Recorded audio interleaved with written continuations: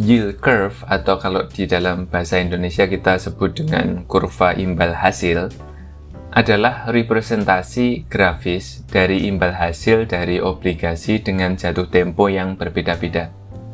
Perhatikan gambar di layar Anda saat ini adalah bentuk umum dari normal yield curve. Ya, perhatikan kira-kira bentuk umumnya seperti ini. Contoh yang paling umum adalah yield curve obligasi pemerintah, tetapi sangat mungkin juga untuk membuat yield curve untuk jenis obligasi yang lainnya, seperti obligasi korporasi atau high yield bond, dan lain sebagainya. Yield curve obligasi pemerintah sering disebut sebagai benchmark yield curve.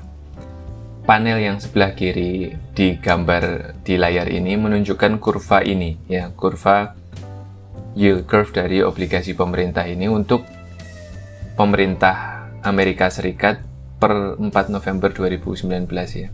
Perhatikan yang ini ya. Yang sebelah kiri. Analisis yield curve membantu investor menentukan bagaimana pasar obligasi diposisikan dan ke arah mana mereka cenderung menuju. Jenis pengetahuan ini tentang yield curve ini dapat membantu Anda untuk memahami di mana kita berada dalam siklus ekonomi, ya, bersama dengan apa yang kemungkinan akan terjadi pada fase selanjutnya. Ya, perhatikan gambar di layar ini adalah siklus ekonomi, ya.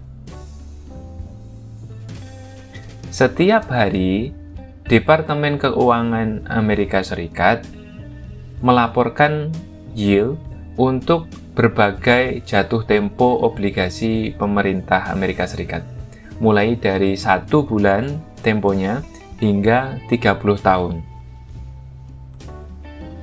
Tabel di layar ini menunjukkan tingkat yield atau yield rate untuk awal November 2019. Kira-kira bentuknya seperti ini. Harap dicatat, perlu kita catat bahwa semua hasil ini disetahunkan ya. Misalnya untuk obligasi dengan jatuh tempo 1 bulan, Anda akan menerima 1,58% per 12, yaitu sama dengan 0,13%.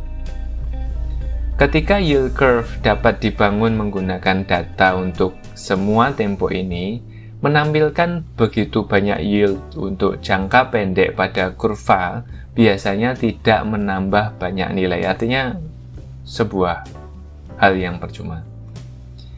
Secara umum, yield curve akan menghilangkan banyak yield jangka pendek. Sumbu vertikal dari grafik yield curve menunjukkan hasil atau yield, sedangkan sumbu horizontal menunjukkan jatuh tempo obligasi. Perhatikan grafik yang sebelah kiri, ya. Ini bisa disesuaikan ya, terkait dengan grafik ini. Rates untuk masing-masing jatuh tempo yang berbeda diplot pada grafik. Perhatikan sekali lagi grafik yang sebelah kiri ini adalah contoh yang paling mudah. Yield curve itu sendiri adalah garis yang menghubungkan masing-masing yield rates pada grafik. Secara umum, yield curve mencerminkan cara investor berpikir tentang risiko. Dalam situasi normal, seseorang akan mengharapkan untuk menerima kompensasi atau kita sebut dengan yield ini yang lebih tinggi untuk jatuh tempo yang lebih lama. Ketika Anda meminjamkan uang kepada pemerintah selama 20 atau 30 tahun, masuk akal untuk menerima kompensasi yang lebih tinggi daripada ketika Anda meminjamkannya hanya untuk beberapa bulan atau 1 tahun saja. Yield curve mencerminkan yield atau imbal hasil untuk jatuh tempo yang berbeda dengan cara yang sangat intuitif. Bentuk garis yield curve serta perubahan bentuk itu dari waktu ke waktu dapat membantu investor untuk menentukan lingkungan ekonomi saat ini dan menandakan perubahan iklim ekonomi. Apakah itu sedang ekspansi, apakah itu sedang di puncak, atau apakah itu sedang kontraksi, apakah itu sedang di lembah.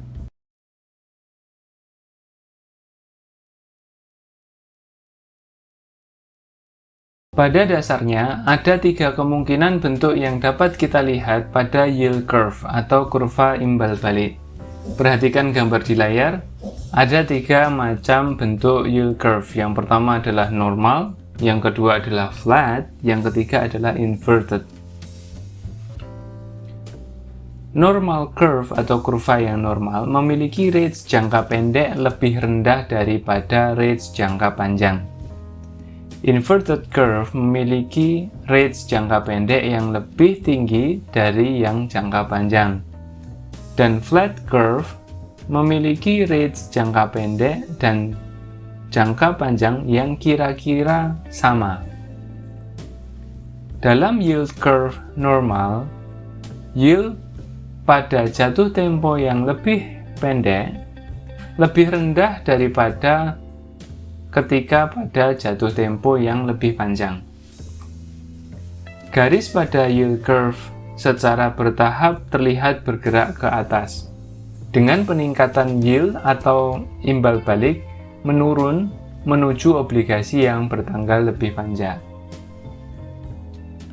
Idenya adalah bahwa semakin pendek jatuh tempo, semakin sedikit resiko bagi investor, dan oleh karena itu, yield atau kompensasi menjadi lebih rendah daripada obligasi dengan tanggal yang lebih panjang. Kurva imbal balik atau yield curve ini berbentuk normal biasanya terlihat di lingkungan ekonomi yang menunjukkan pertumbuhan normal dan perubahan inflasi atau kredit yang tersedia terbatas hingga tidak ada. Grafik di layar ini menunjukkan yield curve atau kurva imbal hasil pada 12 Maret 2010. Ini adalah ketika ekonomi mulai pulih dari resesi hebat atau the Great Recession. Ya, perhatikan yang sebelah kiri adalah normal yield curve, sedangkan yang sebelah kanan adalah grafik S dan P500, dan perhatikan yang garis warna merah yang vertikal itu yang ditunjukkan dengan panah warna orange itu adalah tanggal yang terkait. Terlihat kurvanya cukup curam, yang biasanya terjadi di awal periode recovery atau pemulihan. Grafik S dan P500 yang di sebelah kanan ini menunjukkan pasar saham mulai pulih dari titik terendah tahun sebelumnya. Inverted yield curve mengacu pada situasi di mana obligasi dengan tanggal yang lebih pendek menawarkan hasil yang lebih tinggi daripada yang lebih lama. Terlepas dari namanya, inverted yield curve tidak harus sepenuhnya terbalik. Gambar yang di layar ini adalah contoh inverted yield curve yang contohnya contoh sempurna, contoh umumnya. Terkadang hanya sebagian kurva saja yang terbalik. Ini dapat menyebabkan semacam gundukan atau penyoan pada kurva seperti yang kita lihat di layar Anda saat ini. Yang sebelah kiri itu adalah contoh bentuk inverted yield curve. Dan sekali lagi yang sebelah kanan ini grafik S dan P500, dan yang ada garis vertikal warna merah itu yang ditunjukkan titiknya oleh garis anak panah warna biru itu adalah tinjauan waktunya. Inverted yield curve biasanya dilihat sebagai sinyal bahwa pertumbuhan ekonomi akan segera berbalik arah, bahkan mungkin menandakan dimulainya resesi ekonomi. Hal ini disebabkan oleh investor yang berpikir bahwa periode pertumbuhan ekonomi sudah atau akan segera berakhir, membuat mereka lebih cenderung menerima suku bunga yang lebih rendah sebelum jatuh lebih jauh. Proses ini menyebabkan pembalikan sebagian dari yield curve. Inverted yield curve relatif jarang terjadi, dan ketika itu terjadi, maka itu cenderung menarik banyak perhatian dari orang-orang. Contoh di layar ini menunjukkan inverted yield curve pada tanggal 24 Agustus 2000. Grafik S dan P500 di sebelah kanan menunjukkan bahwa pasar saham mulai mengalami penurunan besar sekitar waktu pembalikan ini. Ketika orang berbicara tentang inverted yield curve, mereka biasanya merujuk pada segmen 10 tahun dan 2 tahun. Kurva dianggap terbalik ketika hasil 10 tahun lebih rendah dari hasil 2 tahun. Hal ini dapat kita lihat pada tanggal 24 Agustus 2000 pada yield curve di layar ini saat ini, grafik yang sebelah kiri. Cara lain untuk menunjukkan hubungan itu adalah dengan menggambar grafik perbedaan antara dua hasil seperti yang ditunjukkan pada layar di depan Anda saat ini. Ketika ini turun di bawah 0, kurva 10 tahun 2 tahun menjadi inverted. Grafik perbedaan yang ada di layar Anda saat ini menunjukkan kepada kita bahwa inverted yield curve terjadi untuk sebagian besar tahun 2000, seperti yang di layar Anda. Perhatikan yang dilingkari warna merah. Ketika yield curve itu datar, kita bahas yang datar saat ini, yield kurang lebih sama di semua jatuh tempo. Perhatikan gambar di layar ini adalah bentuk umum, bentuk sempurnanya. Ini berarti bahwa Anda akan menerima kompensasi yang kurang lebih sama untuk meminjamkan uang Anda selama 2 tahun atau 30 tahun. Jadi, imbal balik yang kita dapat dari meminjamkan uang selama 2 tahun, jika dibandingkan dengan 30 tahun, itu hasilnya sama. Anda tidak diberi kompensasi untuk periode pinjaman yang lebih lama, dan karena itu lebih beresiko. Ketika ekonomi berkembang dan berkontraksi dan kurva imbal hasil atau yield curve bergerak dari normal ke terbalik, kurva harus melewati bentuk datar di kedua arah. Oleh karena itu, kurva datar dapat dilihat sebagai proses transisi dalam perekonomian dari satu fase ke fase yang lainnya. Grafik di layar ini menunjukkan kurva imbal hasil yang cukup datar pada 16 Juli 2007, sebelum terjadinya The Great Recession.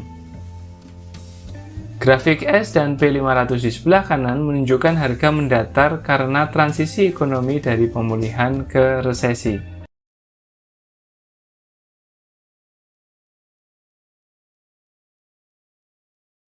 Perubahan bentuk kurva dari waktu ke waktu diukur dengan kemiringan yield curve. Ketika ada perbedaan besar antara ujung pendek dan ujung panjang kurva, itu dianggap sebagai kurva curam atau steep curve.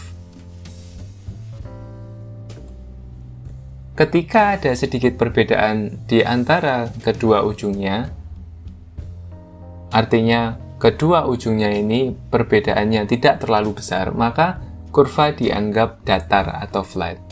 Perhatikan ilustrasinya di gambar di layar.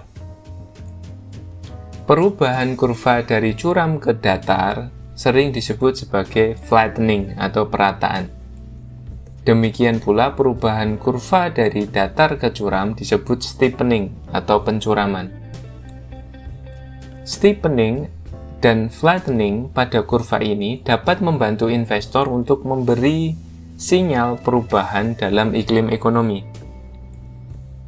Yield curve dikatakan mendatar ketika hasil jangka panjang turun, sementara hasil jangka pendek naik, yang mengurangi perbedaan antara keduanya dan membuat kemiringan menjadi tidak begitu curam. Perataan atau proses flattening ini biasanya terjadi ketika ekonomi dalam mode pemulihan penuh atau recovery. Nah, grafik di layar membandingkan yield curve pada dua tanggal yang berbeda. Garis merah yang lebih gelap adalah yield curve di awal 2010, sedangkan garis merah yang lebih cerah adalah kurva di akhir 2018. Seperti yang Anda lihat, yield pada jatuh tempo yang lebih lama turun, sementara yield pada jatuh tempo yang lebih pendek bergerak lebih tinggi.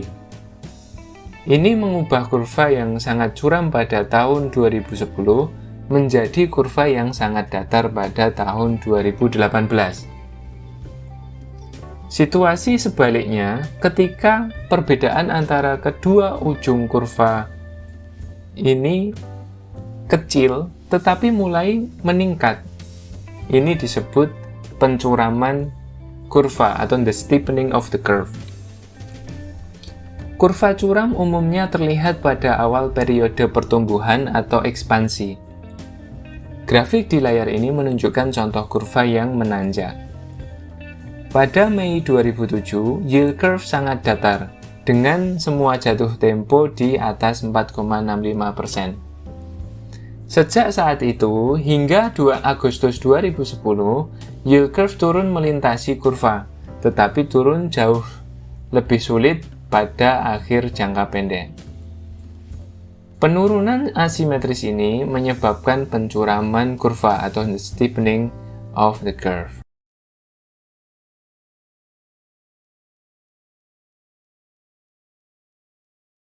Informasi tentang arah kurs dan perubahan bentuk yield curve sering digunakan untuk menentukan di mana kita berada dalam siklus ekonomi, atau yang kadang-kadang kita sebut dengan siklus bisnis. Tabel di layar ini menunjukkan bagaimana yield curve biasanya berperilaku selama setiap segmen siklus. Perhatikan tabel di layar Anda saat ini. Grafik di layar ini menunjukkan indeks S dan P500 dalam skala bulanan dari tahun 1970-an. Garis putus-putus merah dan hijau menandai tanggal dimulai dan berakhirnya ekspansi dan kontraksi dalam siklus bisnis seperti yang didefinisikan oleh NBER, yaitu sebuah biro riset ekonomi nasional di Amerika. Dengan demikian, area dari garis merah ke garis hijau, kami ulangi, area dari garis merah ke garis hijau menandai periode kontraksi. Sedangkan area dari hijau ke merah, kami ulangi, area dari hijau ke merah menandai periode ekspansi.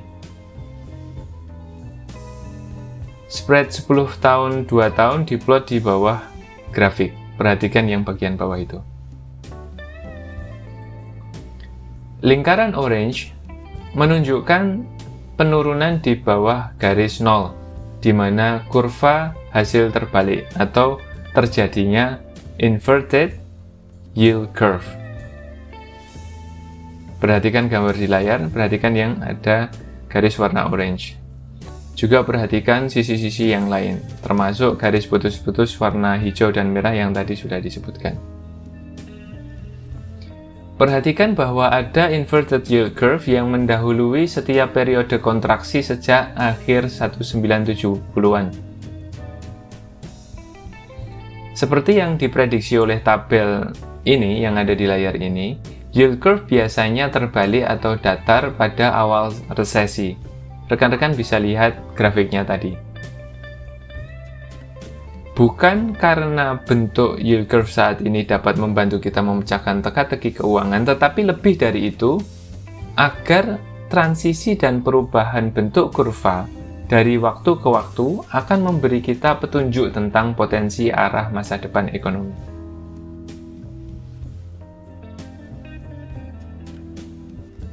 Menggabungkan informasi yang dapat Anda ekstrak dari yield curve dengan perilaku yield curve yang diketahui dalam kaitannya dengan berbagai tahapan siklus ekonomi dapat membantu menentukan posisi kita dalam siklus, yang kemudian akan membantu kita atau Anda memutuskan antara pendekatan risk on atau risk off untuk investasi Anda.